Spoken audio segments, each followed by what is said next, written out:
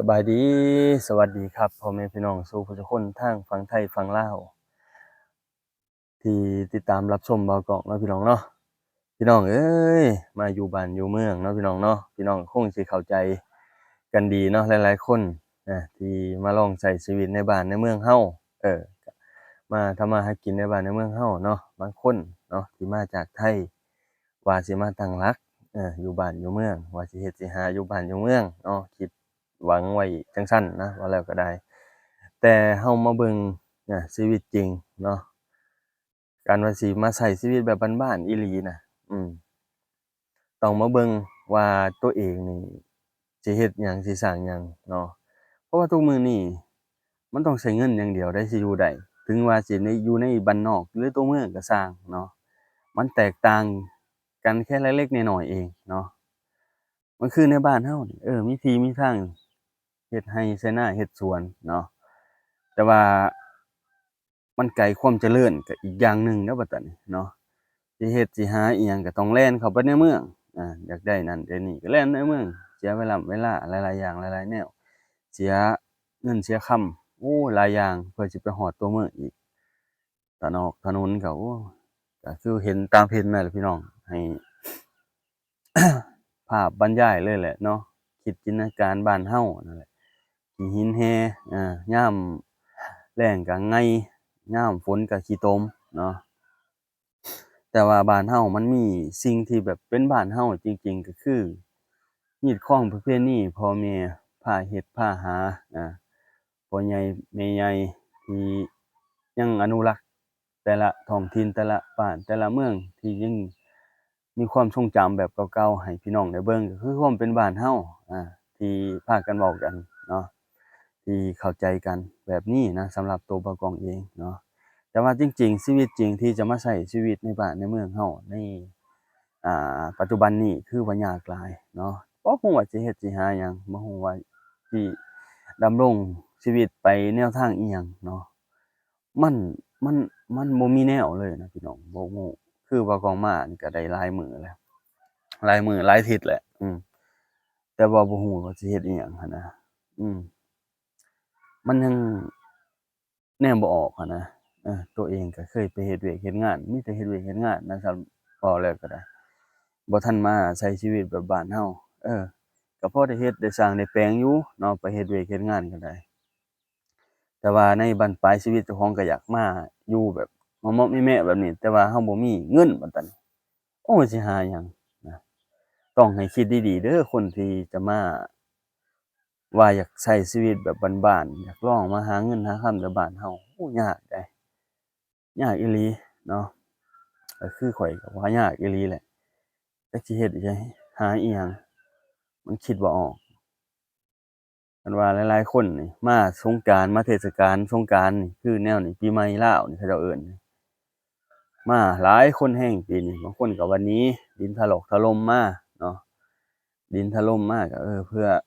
มาหาพ่อแม่นำบางคนก็มาหาครอบครัวนำอันนี้ก็บ่ผิดเนาะพี่น้องเนาะแล้วมันก็ถึงเทศกาลอีกเนาะแต่ว่าสิมาต้องคิดไตร่ตรองว่าครอบครัวเจ้าของนี่มีต้นทุนชีวิตส่ำใดเนาะว่าแล้วก็ได้มีอยู่มีกินส่ำใดหั้นนะ บ่แม่นมาว่าสิขอเงินพ่อแม่ไปอีกเด้อบัดตานี้บ่ได้เด้อแนวนั้นเนาะพี่น้องเนาะเพราะว่าอันหนึ่งพ่อแม่ทางบ้านเฮามันบ่มีแนวหาอืมผู้เฒ่าก็ต้องท่าเงินนำลูกนำเต้าที่ไปเฮ็ดเวยกเฮ็ดงานอยู่ทางกรุงเทพกรุงไทยเนาะหรือในตัวเมืองใหญ่ก็คือแถวเวียงแถวหยังไปบางคนที่จะไปเฮ็ดเนาะแต่ว่าถ้าแรงมันก็ล้านสองล้านเนาะพี่น้องเนาะบางคนก็ว่าบ่พออยู่พอกินก็สิ คิดเอาหั่นแหละบ่พออยู่พอกินพี่น้องก็เบิ่งค่าครองชีพแต่ละมื้อนี้เนาะค่าอยู่ค่ากินของอยู่ของกินมันขึ้นมันบ่แม่นว่าสิขึ้นอย่างเดียวเนาะบ่แม่นว่าขึ้นแต่น้ำมันแหละของกินมันสิถูกลงบ่แม่นเนาะพี่น้องเนาะมันขึ้นไปตามอ่าแต่ละปีแต่ละเดือนไปเนาะแต่ละมื้อไปขึ้นพุดๆๆขึ้นเลยเนาะพี่น้องเนาะแต่ตกมาปีนี้นะโอ้ยคือว่าแย่ผู้ใดก็แย่คือกันเนาะ ใช้คำว่าแย่เลยเนาะบางคนมีเงินนอนถุงมันก็ได้จกออกมาใช้มาจ่ายเพื่อดำรงชีวิตไปให้มันกุมมื้อกุมปีจังพากันเฮ็ดกันหาใหม่บางคนตัดสินใจเด้อบางคนน่ะมีกิจการอยู่ในลาว กิจการเงินแล้วพากันเลิกเฮ็ดเลิกหาไปหาเฮ็ดเวียกเฮ็ดงานอยู่ในประเทศอื่นพู้นเด้อืออันนี้ก็ได้เนาะมันบ่ไหวเด้พี่น้องครับในบ้านในเมืองเฮาเออลาวเฮาอยู่ลาวเฮานี่แบบอยู่ม่อๆแม่ๆหากินไผกินมันไปหาได้ก็ได้ไปหาบ่ได้ก็โอ้ยจ้อยคือกันนั่นแหละเนาะอืม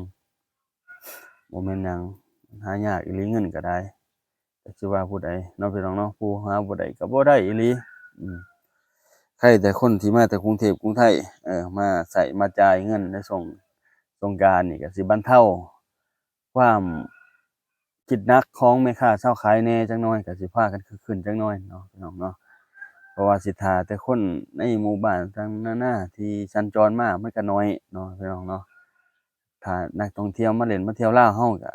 เขาเจ้าก็สิคิดเนาะอันนั้นอยู่เดะเนาะที่จะมาเที่ยวลาวเพราะว่าในปัจจุบันนี้เนาะถนนหนทางก็คือว่าแหละพี่น้องเอ้ย แต่ว่าบางบ่อนโอ้หนทางดีเดะเนาะก็คือบ่กล้องแล่นมาจากอันผู้ทางสวรรค์เนาะทางสวรรค์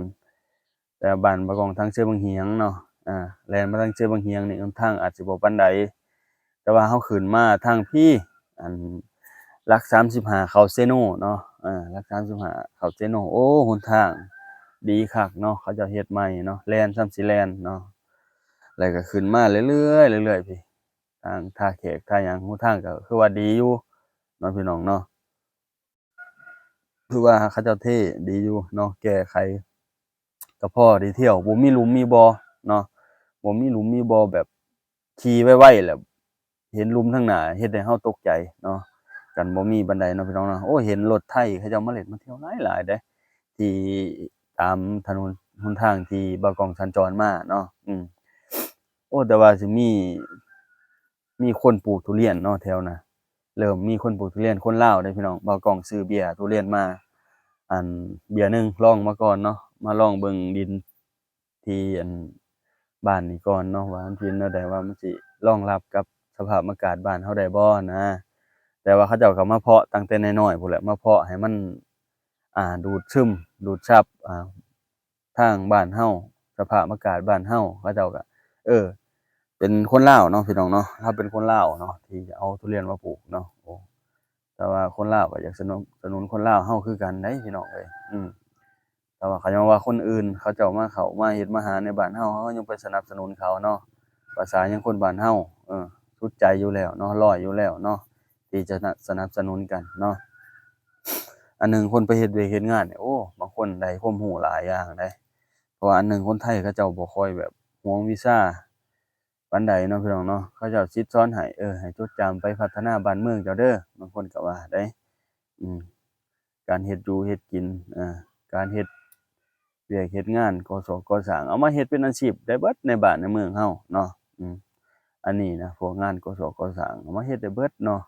แต่ว่าสิเฮ็ดพวกร้านอาหารนี่ก็ต้องมีต้นทุนบ้านเฮาก็ทำเลดีๆแหน่จักหน่อยเนาะเข้าไปในตัวเมืองเขาอยู่ในบ้านนอกก็สิยากเลยแหละเนาะยากเลยเนาะเพราะว่ามัน